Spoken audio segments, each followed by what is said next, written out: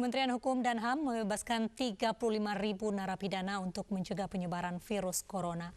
Kuota narapidana yang dibebaskan akan ditambah, tetapi harus merevisi PP nomor 99 tahun 2012.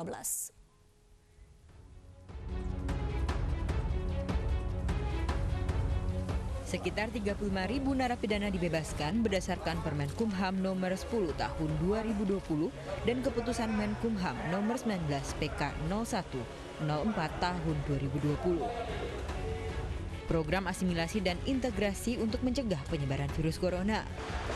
Keputusan ini khusus untuk narapidana umum yang telah menjalani 2/3 masa pidana dan narapidana anak yang menjalani setengah masa pidananya.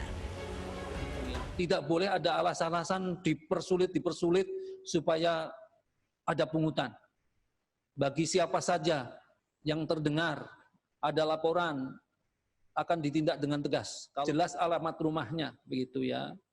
Syukur bisa meninggalkan nomor telepon. Ya. Nah, begitu.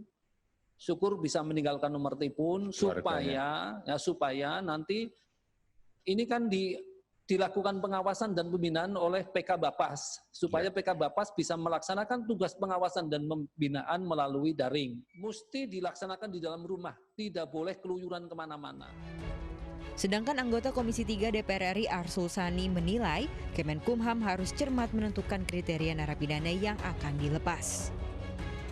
Jadi yang harus diberi prioritas untuk diasimilasi atau dibebaskan bersyarat itu misalnya adalah narapidana atau warga binaan pemasyarakatan yang sudah berusia lanjut, kemudian yang sakit-sakitan, penyandang disabilitas ya, dan kemudian juga misalnya wanita atau perempuan warga binaan pemasyarakatan yang hamil atau sedang menyusui.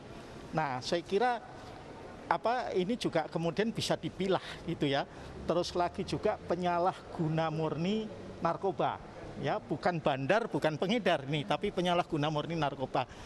Saya kira itu potensi untuk kembali melakukan kejahatannya lebih kecil lah seperti ini.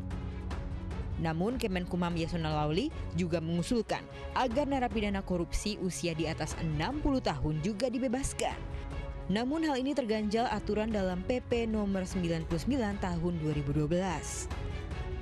Jika direvisi, narapidana yang bisa dibebaskan dari narapidana kasus narkotika dengan masa pidana 5 hingga 10 tahun dan telah menjalankan 2/3 masa pidananya. Dan napi korupsi di atas 60 tahun yang telah menjalani 2/3 masa pidana. Napi tindak pidana khusus dengan sakit kronis yang telah menjalani 2/3 masa pidana dan napi asing. Usulan ini pun masih harus menunggu revisi PP serta persetujuan Presiden Joko Widodo terlebih dulu. Tim Liputan iNews melaporkan.